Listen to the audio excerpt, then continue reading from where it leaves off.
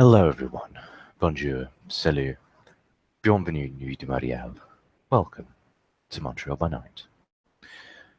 Tonight's scene begins at Father Adrian Carmichael's apartment, where Anna and himself have come together to have a small discussion. That's where we shall start the scene. As we'll say that Anna has just arrived and has just knocked on Adrian's front door. And Adrian will put on his will snuggle up closer in his blanket and say, "No, go away." No, actually, he won't. He will head over to the door and open it. Ah, Anna, welcome. Good afternoon, Father. Thank you for having me. Of course, anytime. What do you need? He says as he steps aside so she can enter and then locks the door behind her. Well, actually, I had a few questions for you. Oh, he looks a little bit intrigued. How about we first sit down? Sure, go on. And then he gestures over to the couch area. What can I get you? Beer, whiskey, coffee? Tea, please. Sure thing. And he, as a good Englishman that he is, he will prepare a fantastic cup of tea. And black tea, of course. And No! he will bring the tea over to the table, and he will sit down and pour for both of them. So, shoot. Well, I've been wondering. I barely know anything about the supernatural, so I'm just going around asking everyone what they actually know about them, about vampires or any other things you've come across. Well, we've come across quite a bit in our time here since our little group came together. He says, I've made it my business to get particularly to get particularly busy about the vampires, because that's where we had our hardest setback, and that's where we came closest to getting our hindquarters handed to us, so to speak. Pardon my French. So what do you wish to know? Well, I myself, the only things I do know are from fantasy books, and I'm not completely sure how trustworthy that kind of source material is. He grins. Yeah. One thing I do know for a fact is that they have the ability to transfix you, so to speak. Did we tell you the story about what happened to Damon at the club? Anna nods. That was something that we had not foreseen. Apart from that,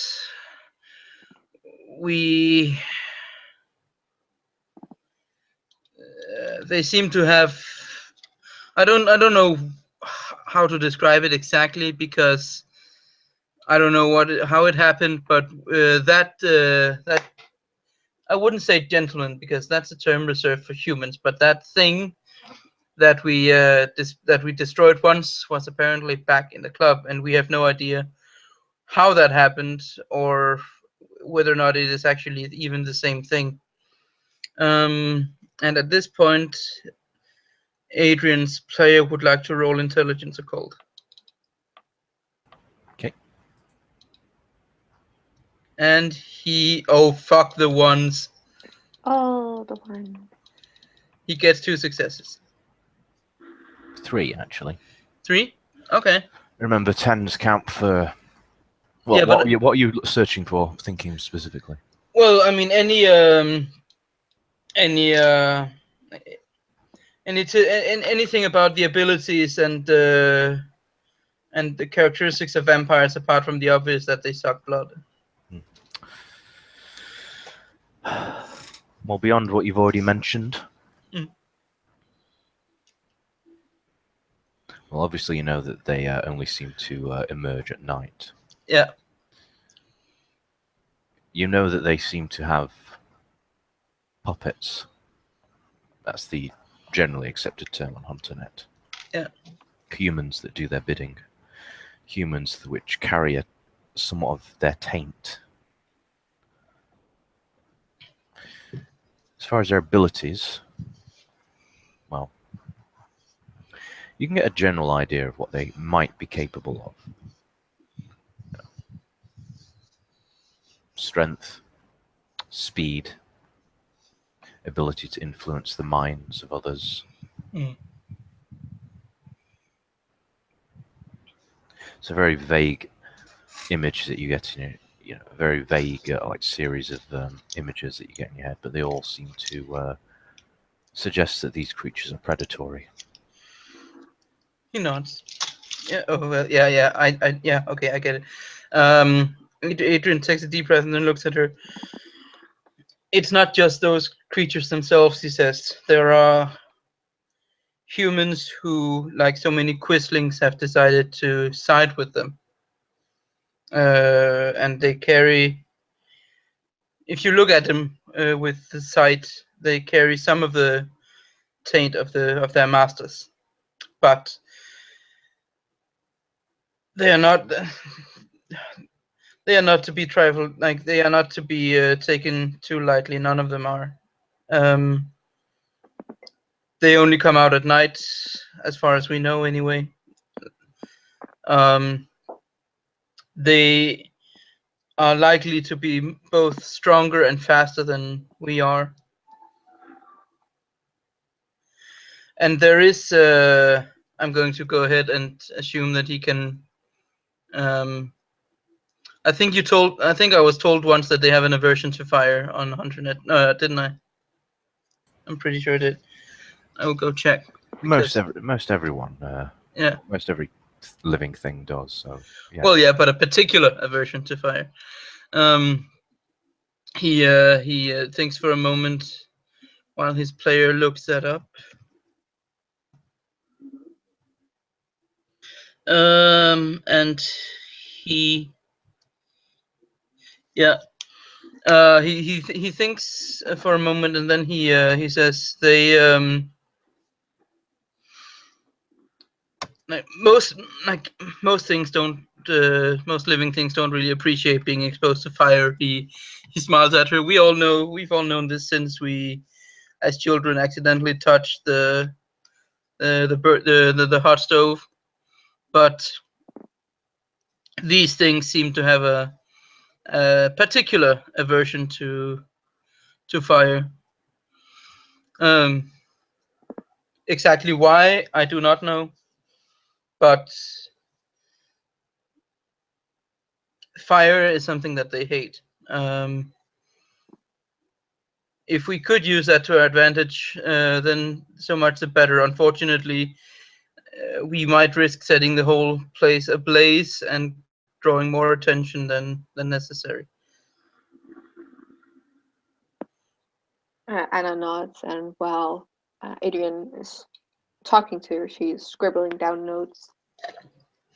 He looks as she writes and says, "Are you? I mean, taking notes is always a good idea. The thing is, you don't want these notes to fall into the wrong hands." She smiles up at Adrian and she says, "How come? There are three possibilities. Either a human finds it and they'll think it's fan fiction. A hunter will find it and can put it to good use. Or a supernatural will find it, but what will that do?" That will tell them, he says, that we know more of them than they want us to know of them. Yeah, but they can't do anything about it. He takes a deep breath and looks at her. We do not know the extent of their capabilities or their resources. He says, if they find out that we actually know, first of all, that we know about them, I think they might have guessed that already. But if they find out that we know more about them than they want us to, they can speed up whatever plans they might have and move against us before we're ready. I find that it's important to write down all this information. every single time one of us perishes, the information that that person has gathered will perish with him. If no one is passing on information or writing it down, the new hunters will be left in the dark. Adrian looks at her and says, "I'm passing on information to you right now, and That you is- can then if I should be sent to meet my maker in the coming attack, you can tell the next hunter, or you can tell the others who can then tell the next hunter." The thing is, he says, the more they know that we know about them, the worse it is. Because the more paranoid they're going to be, the more difficult they're going to be to get to, and the more aggressive they're going to be. And we do not.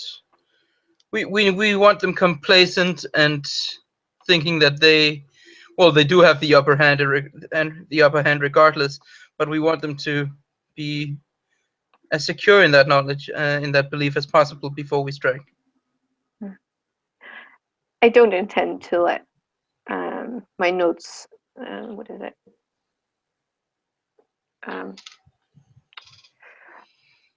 I don't intend to lose them somewhere or to just let them lay somewhere unattended.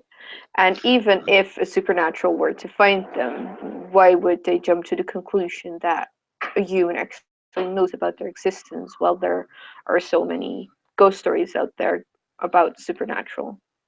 He looks at the information there and says, "That is pretty specific, what I've just told you." And I'm just going to use charisma. Good luck with that one. What? Good luck with that one. Okay. Bring it, baby.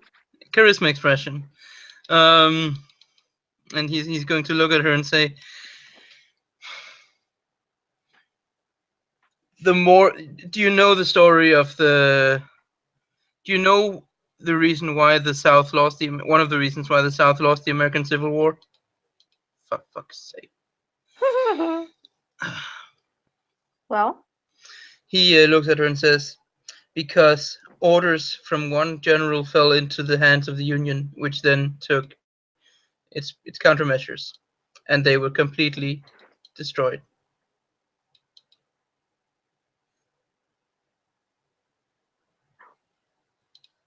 I'm not sure how impressed Anna is with 2 successes. That depends on how she rolls against it, I guess. What do I need to roll? I say willpower. Willpower, I guess, yeah. Let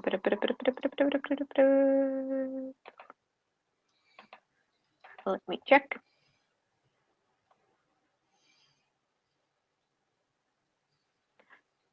Okay. Please, Botch. Just roll all of my dice. Yeah, just off the pot. Wow. Fair enough, I yield. Anna is unconvinced. Yeah, to put it mildly. Wow. Please roll like that when we go into battle. Yes. Okay.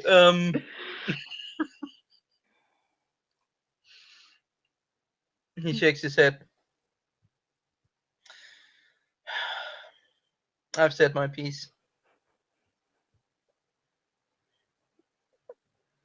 I'm still reveling in my roll. Please roll like that when it actually matters and not just fluff. I do find that it is important for someone to write all of the things that we know down.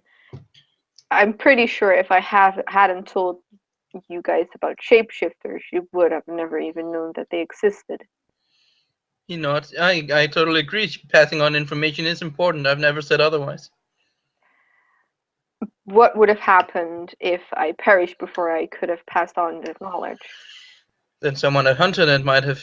Then if we had encountered a shapeshifter, we would have looked at HunterNet, and someone there would have likely said something. The point is, Anna, and I'm not going to roll again because I failed, so don't worry about that. But the point is, the more that you have, there's a reason why one of the key tasks, one of the key traits of spies, is memory and being able to memorize information. Okay, I'm going to try and charm his pants off to convince him to my cause. That's charisma empathy, right? Sorry, I've just muted myself. What are you doing again? I'm trying to charm the pants off of him to persuade him to my cause.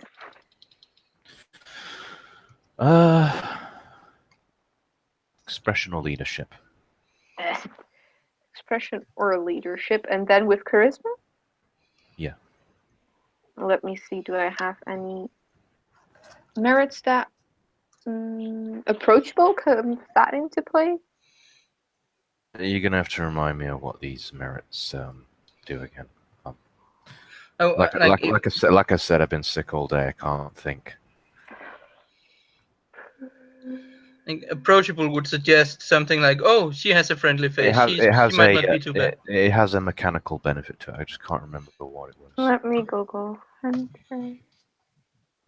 Approachable. It.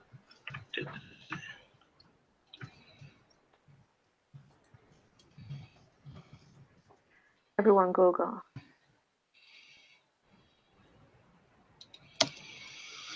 Now I find actual deer hunters instead of role playing.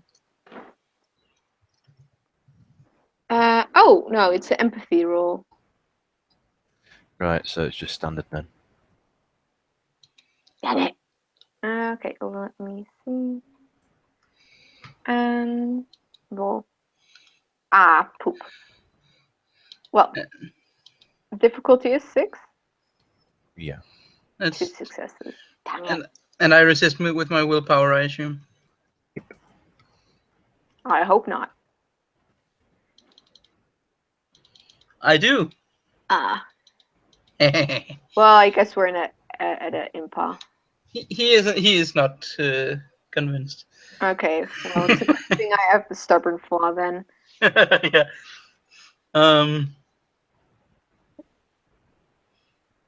HunterNet exists for a reason. He says that is to do exactly what you plan on doing here, to conserve information while doing it safely.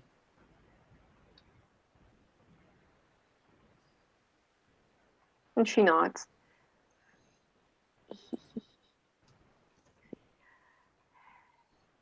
Do you, or can you remember any other instances that would you give?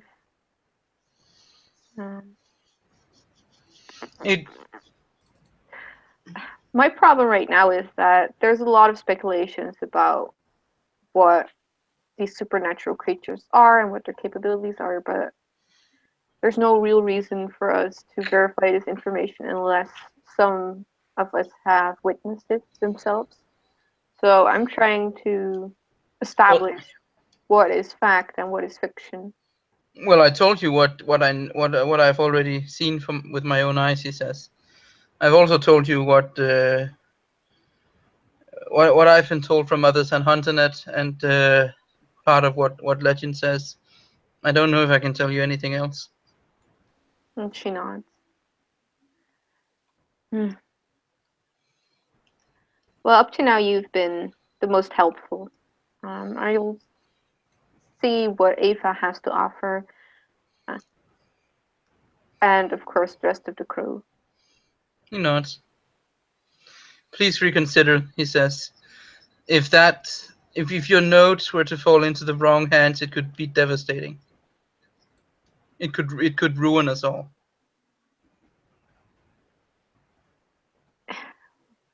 For the notes to fall in someone else's hands, I would say a lot would have needed to be gone wrong before that happens.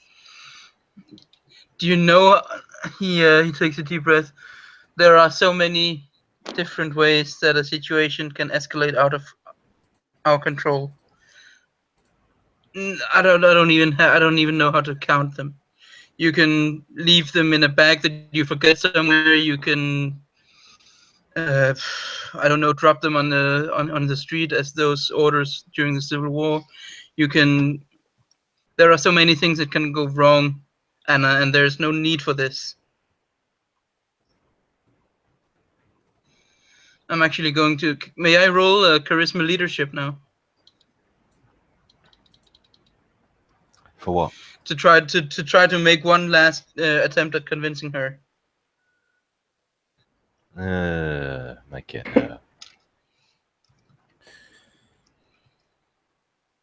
Make it an expression check in this case. Yep. Oh, I hate the ones. Fair enough. No successes. You don't. Anna remains unconvinced. Anna remains unconvinced. Yeah. He simply shakes his head. I've said my piece, and he looks distinctly unhappy. Anna doesn't give two STDs. She doesn't what, sorry? Give two STDs about that. She's just annoyed that he's treating her as a small child, as if she can't take care of a notebook. Because no notebook has ever gone missing in the history of humanity. Not with Anna. Fair enough. He will just say, I can't tell you anything more. Well, thank you for your time anyway. Of course. If there are, well, if things change for the raid, well, just keep me in the loop, okay? He nods slowly, doesn't say anything. Well, thank you for having me. Of course, anytime. And she puts down the tea, and she stands. And Adrian will nod. Come back anytime you need to. Will do. Say hi to your wife for me, or fiance. I will. And she can tell. Actually, try to roll perception empathy on him. Not that high, not that low. Yeah, no one. Well, one success. There is something in his voice that you can't quite put a finger on. Something different from when you came, and not in a good way. Stubborn man. Well, Anna will just, noticing that Adrian isn't as pleased as normally, she'll just let herself out. She'll open the door and she'll say politely, "Good night." Good night. And she'll exit. And she'll close the door behind her and she'll say, "They call me stubborn." Yep. And she will head back home.